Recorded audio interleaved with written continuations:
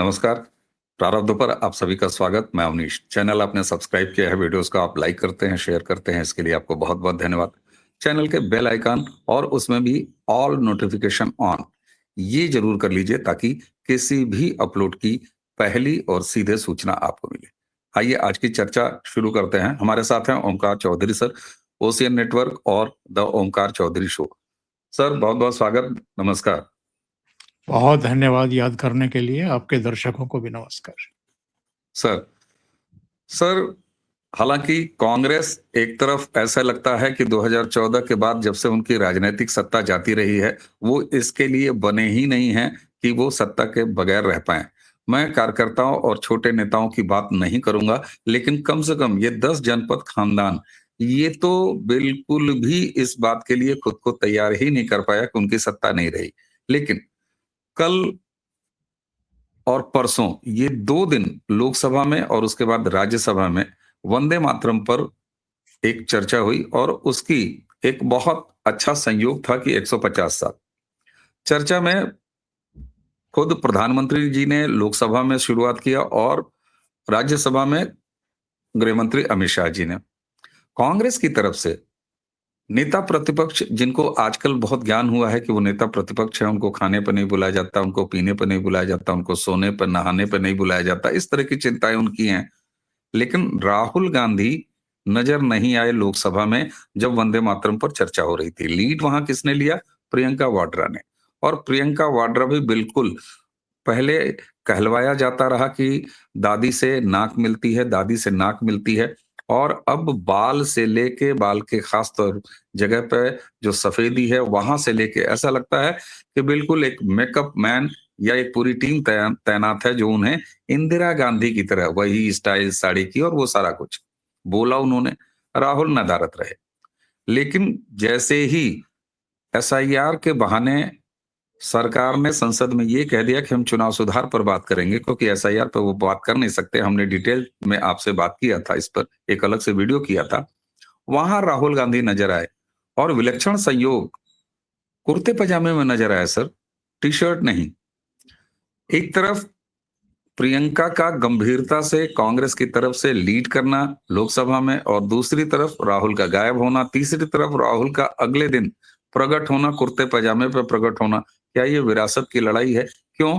क्योंकि जब प्रियंका बोल रही थी तो जो प्रेस गैलरी थी जिसमें कि वो कांग्रेसी नेता जो कि अब किसी भी सदन के सदस्य नहीं है, लेकिन वो पूरी तरह मौजूद थे और विपक्ष की बेंचें लगभग भरी हुई थी। ये अलग बात है कि सत्ता पक्ष की तरफ नहीं थी।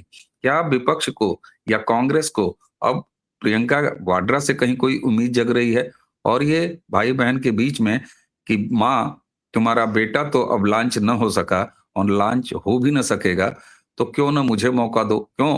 क्योंकि प्रियंका वाड्रा एक लंबी राजनीतिक पारी के लिए अपने आप को तैयार होते हुए दिखाती हैं। वो अपने बेटे और बेटी को वायनाड पे मंच पे उतार देती हैं और कांग्रेस के अपने इकोसिस्टम को बताती हैं कि तुम्हारा नया मालिक भी तैयार है। और ये सारी चीजें राहुल गांधी के पास नहीं है। सर कैसे देखते हैं आप इसको? अवनीश जी बहुत बहुत धन्यवाद बहुत अच्छा विषय चुनने के लिए।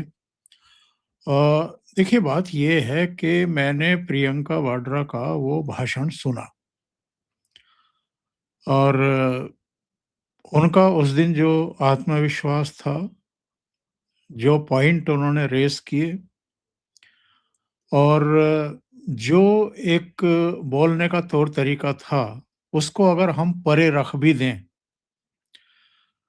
तो जिस तरीके से सत्ता पक्ष की दीर्घाओं से टोका-टोकी हो रही थी, कमेंट किए जा रहे थे और वो मुस्कुरा करके, बिना उत्तेजित हुए, बिना कोई अनावश्यक आक्रामकता दिखाए हुए, उनको ओवरलुक करके या रेस्पॉन्ड करते हुए ओवरलुक करके, जिस तरह आगे बढ़ रही थी, अपनी बात रख रही थी, मुझे लगा कि राहुल गांधी के बजाय अगर प्रियंका वाड्रा को ये लोग आगे करते तो शायद एक गंभीरता का संदेश मतदाताओं के बीच में जाता। अब आते हैं उस मूल मुद्दे पर जो आपने उठाया है कि क्या कुछ चल रहा है गांधी परिवार के भीतर, इन्हीं के एक पूर्व मंत्री, एक पूर्व नेता ने पिछले दिनों एक इंटरव्यू में ये कहा कि राहुल गांधी तो सोनिया गांधी का भी सम्मान नहीं करते हैं और उन्होंने सोनिया गांधी को भी झिड़का है, हमारे सामने झिड़का है। इस तरह की बातें कही गई हैं। और ये जितने वंशवादी चेहरे हैं, मुलायम सिंह यादव को याद करिए, अखिलेश यादव ने भरे मंच पर किस तरह उनके हाथ से माइक छीन लिया था। और माइक तो चलो मंच पर छीना था, उनसे अध्यक्ष पद की कुर्सी छीन ली थी। और मुलायम सिंह यादव ने एक जगह कहा था कि जब ये मेरे साथ इस तरह का व्यवहार कर सकते हैं तो किसी दूसरे के साथ किस तरह का व्यवहार कर सकते हैं। और मैंने अपने सिर का ताज उठा करके इसके सिर पर रखा था, यानी अपनी कुर्सी इसको दी थी 2012 में। इसी तरीके से तेजस्वी यादव, वहां जरा देखिए क्या हो रहा है। रोहिणी यादव किस तरीके से रोते हुए घर से निकली और जो अंदर की अंतर कथा उन्होंने सुनाई कि चप्पल से मारा गया, चप्पल उठाई गई। तेज प्रताप की जो पत्नी थी ऐश्वर्या, वो भी रोते हुए घर से बाहर निकली थी। राबड़ी देवी पर आरोप लगाया था कि उन्होंने मेरे साथ मारपीट की है। ये जितने वंशवादी चेहरे हैं, ये कितना मान सम्मान अपने माता पिता का करते हैं। वो सार्वजनिक तौर पर सोनिया गांधी को शॉल ओढ़ाना और उनको जूता पहनने में या मोजा पहनने में मदद करते हुए कैमरों पर दिखाई देना, वो एक अलग बात है। लेकिन अगर इस तरह की खबरें आ रही हैं कि कुछ भाई बहन के बीच भी चल रहा है, कुछ सोनिया गांधी का भी मन डोल रहा है कि बहुत मौके दे लिए, बहुत लॉन्चिंग हो गई। हर विदेश यात्रा के बाद इनको लॉन्चिंग की जरूरत पड़ती है, फिर से नए सिरे से कहा जाता है कि अब लंदन से लौटे हैं तो मैच्योर हो गए हैं। तो इस तरह की चीजें आखिर पार्टी कब तक बर्दाश्त करेगी। और आंकड़े भी तो बताते हैं, 90 से ज्यादा आप विधानसभा चुनाव हार चुके, 3 लोकसभा चुनाव हार चुके, 2 राष्ट्रपति के चुनाव हार चुके, 3 उपराष्ट्रपति के चुनाव हार चुके, 3 लोकसभा स्पीकर के चुनाव हार चुके, यानी सेंचुरी मार चुके। लेकिन बेशर्मी और दुस्साहस देखिए कि चेहरे पर रत्ती भर ये भाव कभी पढ़ने को नहीं मिलता कि ये आदमी सेंचुरी लगा चुका है हार की। ये उतने ही कॉन्फिडेंस के साथ, और हमारे देश का मीडिया भी उनकी नॉन सीरियस बातों को बहुत सीरियसली ब्रेकिंग न्यूज बना करके अग्रसारित करता है और प्रसारित करता है। अब आते हैं इस बात पर कि यह वंदे मातरम पर प्रियंका वाड्रा आगे की गई और राहुल गांधी नजर भी नहीं आए, सदन में भी नहीं आए। यहां भी मैं कहूंगा कि प्रियंका वाड्रा की फिर से मैं मैच्योरिटी की बात करूंगा। जब ये वो कुर्ता पजामा पहन करके पार्लियामेंट में जा रहे थे, यानी मकर द्वार से प्रवेश कर रहे थे, तो प्रियंका वाड्रा भी इनके पीछे पीछे चल रही थी, साथ आ रही थी। और संभवतः अगर मैं गलत नहीं हूं तो प्रियंका वाड्रा की बेटी भी, मिराया भी, उस समय उनके पीछे पीछे चल रही थी।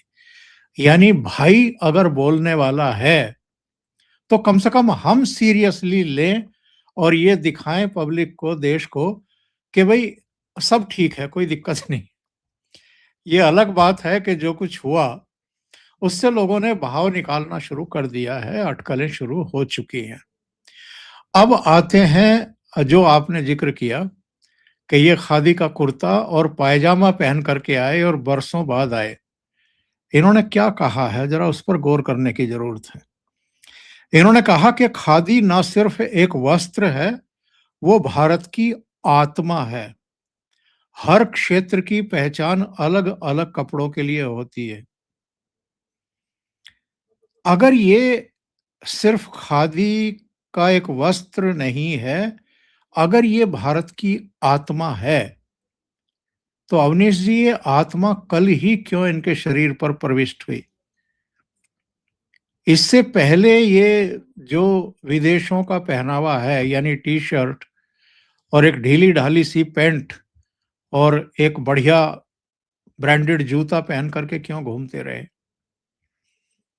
कल चूंकि इनको खादी पर कुछ बोलना था, किसी ने कुछ ऐसा लिख करके दे दिया था भाषण में, कुछ पॉइंट्स ऐसे बना दिए थे, तो इनको लगा कि ये ज्यादा ऑथेंटिक लगेगा अगर मैं कुर्ता पजामा पहन करके ये भाषण दूंगा।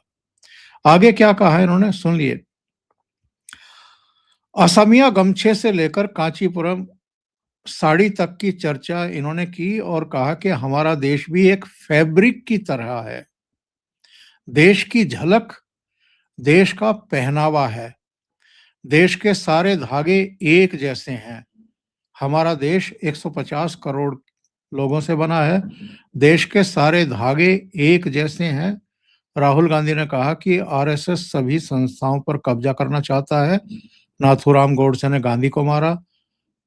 ये असहज करने वाला सत्य है। मतलब जिस पर हंगामा भी हुआ वो आप नॉन इशू पर जो है वो ये आ गए थे। लेकिन इन्होंने कहा कि सारे धागे एक जैसे हैं, हमारा देश भी एक फैब्रिक की तरह है। क्या मतलब है इन सब बातों का? फैब्रिक की तरह है हमारा देश, पहनावे की तरह है, वस्त्रों की तरह है। आदमी वस्त्र तो दिन में 2 बार बदलता है और रोजाना तो बदलता ही है ना, नहाने के बाद दूसरे कपड़े पहनता है। तो इनके पास भी तो नागरिकता वाला सवाल है सर, तो ये तो सच बोल गए बेचारे। तो ये फैब्रिक से आप तुलना करेंगे देश की, धागों से आप तुलना करेंगे? ये तो हमने सुना था कि बाग में जो है तरह तरह के फूल होते हैं और एक तरह के फूल अगर खिले रहे तो उतनी सुंदरता नहीं आती है, क्योंकि फूल वो कम से कम हफ्ता, 2 हफ्ता, 3 हफ्ता, 1 महीना तो रहते हैं। ये तो कपड़ों की बात कर रहे हैं जो आदमी रोज बदलता है, फिर उसे और धोने की फिर जरूरत पड़ती है। और फिर सर चर्चा तो चुनाव सुधार पे थी। इसका चुनाव सुधार से क्या मतलब जो इन्होंने पूरा सजरा पेश किया? लेकिन हालांकि निशिकांत दुबे ने तो कायदे से इलाज कर दिया इनका। तो ये जो एक्चुअल में, और आप एसआईआर वोट चोरी, ये चोरी और वोट चोर गद्दी छोड़, और 6 साल के बच्चे मेरे कान में आकर के कह रहे हैं वोट चोर गद्दी छोड़। इतने ड्रामे आप करते हैं और सदन नहीं चलने देते, पार्लियामेंट को बाधित करते हैं, और जब आपसे कहा जाता है कि आप बोलिए इस विषय पर, तो ठंडन गोपाल, आपकी तैयारी शून्य, आपको पता ही नहीं है। जिनका आप जिक्र कर रहे हैं निशिकांत दुबे, उन्होंने तो धज्जियां उड़ा करके रख दी। बिल्कुल। उन्होंने कहा कि भाई जो पहला कमिश्नर था चुनाव आयोग का, उसको आपने राज्यपाल बनाया। एक महिला थी, उसको हिमाचल का गवर्नर बना करके भेज दिया। कई ऐसे लोगों को, नवीन चावला समेत कई ऐसे लोगों को आपने चुनाव आयुक्त बनाया जो या तो सोनिया गांधी के चम्मच थे या अहमद पटेल के साथ उठते बैठते थे। बिल्कुल। ऐसे ऐसे लोगों को आपने सीबीआई डायरेक्टर और दूसरे पदों से नवाजा है। किस मुंह से आप ये बात कर रहे हैं? और अवनीश बिल्कुल। जी, अगर हम गंभीरता पे आए तो मैं इन कांग्रेसियों से और राहुल गांधी से एक बात पूछना चाहता हूं। 2023 से पहले चुनाव आयोग की व्यवस्था क्या थी? बिल्कुल सर, बिल्कुल। ये सीजेआई थे क्या उसमें? जो ये कभी नहीं। सीजेआई की बात करते हैं, सीजेआई तो खुद जबरदस्ती घुसे हैं उसमें कानून अपने। मंत्रालय सर, कानून मंत्रालय से नाम आता था, पीएमओ उसको रेफर कर देता था राष्ट्रपति को, राष्ट्रपति उसको जो है घोषणा हो जाती थी। यही तो था। बिल्कुल। तो नेता प्रतिपक्ष को अगर रखा है अब इस पैनल में, तो ये तो नरेंद्र मोदी ने रखा है। इससे पहले बिल्कुल। नेता प्रतिपक्ष को पूछता कौन था? एक फाइल तैयार होती थी, उस पर सिग्नेचर होते थे प्रधानमंत्री के, राष्ट्रपति का अनुमोदन लग करके चुनाव आयुक्त नियुक्त हो जाते थे। तो इनको शर्म भी नहीं आती झूठ बोलते हुए देश से? जी।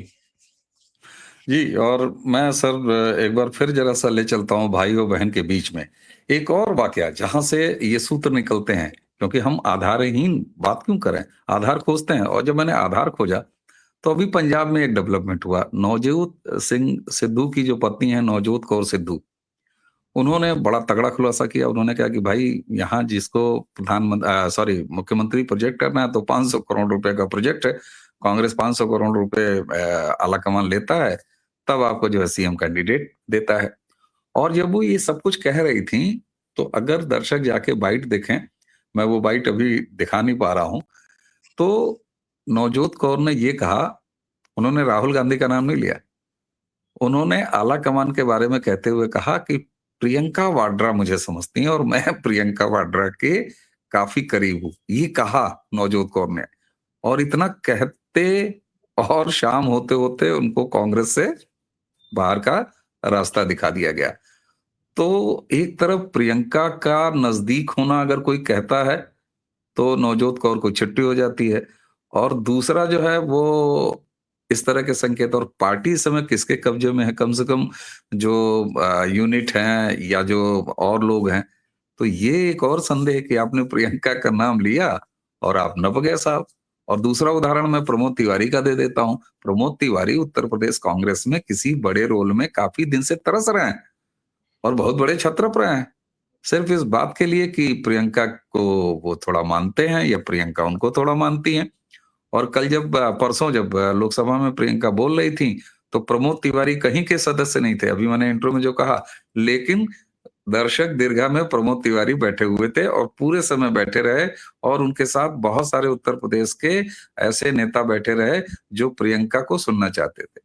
तो ये चीजें तो और बल देती हैं सर। अब मुंह खोल के तो कोई कहेगा नहीं, लेकिन कहीं ना कहीं अब कांग्रेस जनों को भी ये लगने लगा, अंदर खाने वो बात करते ही हैं कि भैया ये फेलियर आदमी, ये फुस आदमी को कब तक ढोएं, तो चलो एक नया कारतूस ट्राई कर लें। हालांकि भाई बहन के उसमें आईक्यू में कोई बहुत अंतर नहीं दिखता है। ये अलग बात है कि आप परिधान पहन लीजिए दादी जैसी नाक लेके, रुद्राक्ष भी हो सकता है 2-4 दिन में तो रुद्राक्ष की माला भी दिखाई दे गले में, लेकिन कुछ तो चल रहा है सर गड़बड़। प्रियंका वाड्रा भी लिखा हुआ पॉइंटेड ही भाषण दे रही थी ना, तो हम्म। वो मानसिक तौर पर और विद्वता के मामले में तो हम बात ही ना करें तो ज्यादा बेहतर है। वो तो वो तो कहीं कोसों दूर है, बहुत दूर है, उससे कोई वास्ता भी नहीं है। देखिए, मैं आपको एक बात बताता हूँ, एक पते की बात बताता हूँ, जो हम लोग अपने चैनल पर पहले डिस्कस कर चुके, एक दूसरे मित्र हैं उनके साथ। माँ और बेटा दोनों नेशनल हेराल्ड केस में फंसे हुए हैं बहुत बुरी तरह। उसकी डे बाय डे सुनवाई शुरू हो चुकी है, ट्रायल शुरू हो चुके हैं। उसमें वर्डिक्ट आना है। वर्डिक्ट आएगा बिल्कुल, जिसको कहते हैं ना कि खुला हुआ एक केस है, जिसमें सबको पता है कि इसमें बड़ा भारी या तो जुर्माना होगा या सजा और जुर्माना दोनों होंगे। ऐसे में अगर माँ बेटा को अंदर जाना पड़ा, अगर सजा हो गई, हालांकि मैं हमेशा डाउटफुल रहता हूं इस परिवार को लेकर के, क्योंकि सुप्रीम कोर्ट तक में इनके शुभचिंतक बैठे हुए हैं। सूरत में 2 साल की सजा हुई थी सभी मोदी चोर वाले मामले में, और गुजरात हाई कोर्ट ने रिलीफ नहीं दी, नीचे सेशन कोर्ट जिला जज ने कोई राहत नहीं दी, सुप्रीम कोर्ट ने जाकर के इनकी सदस्यता बहाल कर दी और सजा पर रोक लगा दी। क्यों रोक लगा दी है ये सुप्रीम कोर्ट ने भी नहीं बताया, लेकिन रोक लगी और राहुल गांधी की जान बची, चुनाव भी लड़े, फिर से सांसद हैं और नेता प्रतिपक्ष भी हैं, फिर भाषण दे रहे हैं लोकसभा में। उनको कोई रोक नहीं सकता जब तक इनको जुडिशियरी का इस तरीके से आशीर्वाद मिलता रहेगा। राउज एवेन्यू कोर्ट से कब वर्डिक्ट आएगा, कब फैसला होगा, कब सजा होगी नहीं होगी, ये भविष्य की बात, लेकिन जो हो सकता है उस पर तो हम चर्चा कर सकते हैं, संभावनाओं पर तो चर्चा कर सकते हैं। अगर माँ और पुत्र दोनों अंदर चले गए तो अवनीश जी पार्टी को कौन संभालेगा? प्रियंका वाड्रा पर तो कोई ऐसा बड़ा एलिगेशन है नहीं, कोई मुकदमा भी नहीं है, उनके अंदर जाने की कोई अभी तो कम से कम संभावना या आशंका है नहीं। तो प्रियंका वाड्रा बहुत होशियारी के साथ, समझदारी के साथ चुप रह करके, वो होता है ना कि लोग बड़े बुजुर्ग कहते थे कि बेटा कुछ समय ऐसा होता है जब चुप रह करके गुजार देना चाहिए। बिल्कुल। तो मुझे लगता है कि प्रियंका वाड्रा बहुत चतुराई के साथ चुप रह करके, मुस्कुरा करके भाई को, माँ को, सबको ये संकेत दे करके कि मैं बहुत ही अनुशासित और आज्ञाकारी हूँ, मेरी कोई महत्वाकांक्षाएँ नहीं हैं। तो मतलब समय काटने वाली बात है और समय का इंतज़ार करने वाली बात है।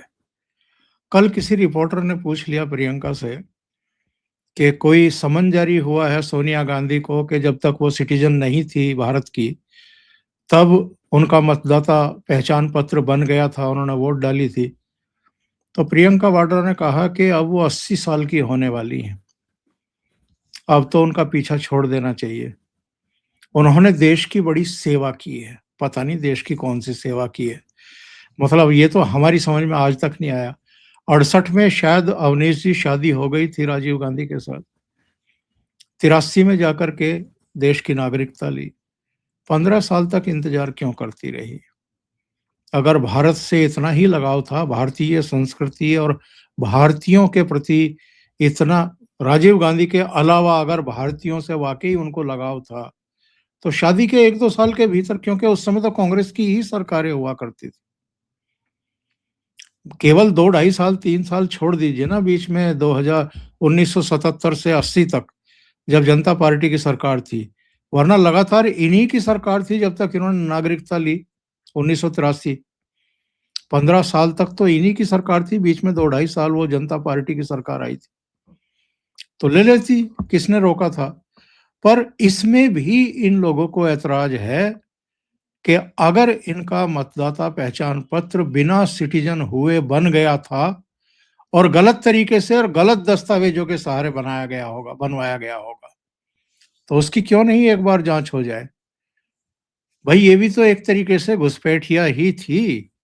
बिल्कुल फ्रॉड। घुसपैठिए जिस तरीके से आकर के यहाँ पर मतदाता पहचान पत्र, आयुष्मान कार्ड और तमाम दूसरी सुविधाएं ले रहे हैं, उसी तरीके से सोनिया गांधी केवल इंदिरा गांधी की और राजीव गांधी की बहू और पत्नी थी, इसलिए उनका मतदाता पहचान पत्र बन जाएगा बिना सिटीजन हुए।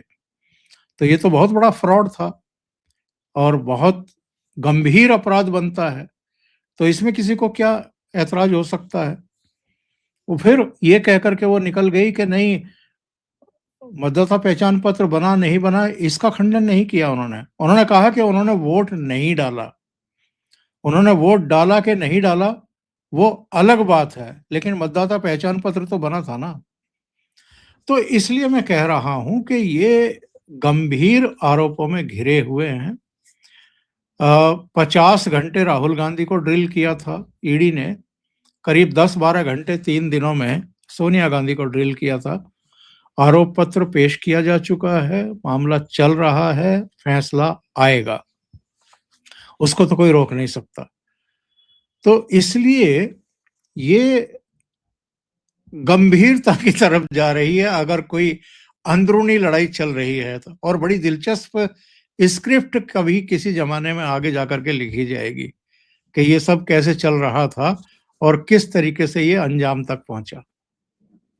बिल्कुल सर। और कई बार ये होता है कि प्रकृति ही बड़े प्राकृतिक ढंग से आपका रास्ता बना देती है, और जिस तरीके से श्रूड गति से, बड़ी शातिर ढंग से अपने आप को दिखाती हैं, और अचानक आप देखिए वो मेहनत कर रही हैं। प्रियंका वाड्रा मेहनत कर रही हैं। साड़ी पहनने के स्टाइल दादी की तरह, बाल, मतलब ऐसा कौन-सा संयोग सर कि जहाँ इंदिरा जी का बाल सफेद हुआ तो वहीं पे बाल सफेद हो, और उसी स्टाइल में गुच्छे की तरह हो। तो मैंने इसीलिए कहा कि रुद्राक्ष, और राउ जेवन्यू कोर्ट में जो इनके फर्जी तरीके से 3 साल पहले नागरिकता के इसमें मतदाता सूची की मामला है। सर ये एक बार केस खारिज किया जा चुका है। आपने अभी जो कहा कि न्यायपालिका में इनकी कितनी घुसपैठ है, अभी भी इनके चाहने वाले हैं। ये केस एक बार खारिज किया जा चुका है जज साहब द्वारा, और वहां के राउ जेवन्यू कोर्ट के बार काउंसिल के वाइस प्रेसिडेंट, उस व्यक्ति ने दोबारा रिवीजन पिटीशन दायर किया। और जब रिवीजन पिटीशन दायर किया, और उसमें मूल तर्क ये है कि अगर 83 में ये नागरिक बनी और 80 में इनका नाम मतदाता सूची में आ गया, तो इसका मतलब है कि फ्रॉड डॉक्यूमेंट, जाली दस्तावेज के आधार पर आया। बिल्कुल 420 बीएनएस की 420 लगी है, 469 लगी है, 468 लगी है, और इस पर समन किया है दिल्ली पुलिस को भी। पुराने दस्तावेज जो खारिज वाले हैं वो भी मंगाया है। तो निश्चित तौर पर, लेकिन शक यही है, सबसे संतोष की बात यह है कि ये बातें भी अब जुडिशरी के भीतर से निकल के आ रही हैं। किसी भाजपा वाले ने ये केस नहीं किया। हालांकि मेरी तो शिकायत है कि भैया आप क्यों नहीं किए केस, आपको केस करना चाहिए था। एक जो है बार काउंसिल का पदाधिकारी क्यों केस कर रहा है। लेकिन फिर भी ये बात तो सही है सर, एक ठोस पटाखा के सामने प्रियंका वाड्रा बहुत शातिर ढंग से आगे बढ़ रही हैं, और यही एक कहते हैं वो कत्ल भी करेंगे और हाथ में तलवार भी नहीं रहेगा। जी एक पॉइंट रह गया था, वो भी दर्शकों को बता दें। जी। प्रियंका गांधी वाड्रा ने अपने बेटे के नाम में राजीव का नाम जुड़वाया। परिवर्तन किया, यस सर। ये क्या तैयारी है? क्योंकि राहुल गांधी की अगर शादी कहीं विदेश में हो रखी है और इसके बच्चे हैं वहां पर, तो वो तो भारत शायद ही कभी आए, और आएंगे भी तो भारत और कांग्रेस ही उनको अपने सिर माथे पर बैठाएंगे। इसमें शक शुबा है कि आपने इतना बड़ा धोखा भारत की जनता के साथ किया कि हमेशा छुपा करके रखा कि आपने विदेश में कहीं शादी कर रखी है और आपके बच्चे हैं। तो तैयारी है एक्चुअल में प्रियंका वाड्रा और उनकी संतति की, कि उनको तैयार किया जाए। बिल्कुल तो वो जो विरासत है वो उस तरफ जाएगी अवनीश जी। बिल्कुल उस तरफ जाएगी। इसलिए इस पूरी कहानी में दम है, और कहानी सामने होते हुए दिखाई दे रही है। अभिनेता सामने है जनता के, और राजमाता है कि वो पुत्र स्नेह में, क्योंकि सर उनके मायके में भी वही पितृ सत्तात्मक वाला कल्चर है। तो बट नेचुरल है कि वो पहले बेटा बेटा बेटा करती रही, लेकिन अंततः मुझे लगता है, और अब वो साफ दिखाई भी देने लगा है, इशारा भी आ रहा है, और परिस्थिति जन्य जो स्थितियां पैदा होंगी, जो केस में अगर ये दोनों माँ बेटा चले गए, तो नेचुरली प्रियंका का रास्ता साफ है। तो ये बदली हुई स्थितियां हैं, ये लोगों से खेलते रहे, देश से खेलते रहे, लेकिन समय अब इनके साथ खेल रहा है। सर इतने महत्वपूर्ण विषय, और मैंने तो शुरू में सोचा कि मैं सिर्फ एक खुरापात एंगल दे रहा हूं, लेकिन आपने जिस तरीके से इसको विस्तार दिया, तो अब मैं भी कन्विंस हो गया कि तुमने फालतू नहीं सोचा था। चीजें दिखाई दे रही हैं। आपसे चर्चा के दौरान मेरी आंखें खुलती गई, और मुझे लगा कि नहीं, ये बात ऐसी है कि जिसमें दम है, और वो सामने होता हुआ भी दिखाई दे रहा है। नवजोत की वाइफ वाला भी मुझे तुरंत याद आया। मैंने कहा अरे, उन्होंने केवल प्रियंका का नाम लिया था और घंटों के भीतर वो सैक कर दी गई। एक और आदमी है जिसने प्रियंका का नाम लिया था, वो भी कांग्रेस से बाहर निकाला गया, Acharya Pramod Krishnam. Yes sir, yes sir. तो दर्शकों आप देख रहे हैं, बात होते होते सर के सानिध्य में अब इतना कुछ सामने दिखाई आधार देने लगा है कि निश्चित तौर पर ये खानदान की जंग है, और ये जंग प्रियंका वाड्रा जीतने की तैयारी में दिखाई दे रही है। सर आपने इतने महत्वपूर्ण विषय पर इतना विस्तार दिया, आपका बहुत बहुत धन्यवाद। दर्शकों उम्मीद है कि आज की ये चर्चा आपको पसंद आई होगी। अगर पसंद आई तो जिस तरीके से आप चैनल को सब्सक्राइब कर रहे हैं, वीडियोस को लाइक और शेयर कर रहे हैं, उसी तरह चैनल के बेल आइकन को भी जरूर दबा के रखिए, ताकि ओमकार सर के साथ हम कोई अगली चर्चा लेके आए तो सीधे नोटिफिकेशन आपको मिले। इसी के साथ आज की चर्चा अब यहीं समाप्त करेंगे। नमस्कार, प्रणाम, जय जय श्री राम।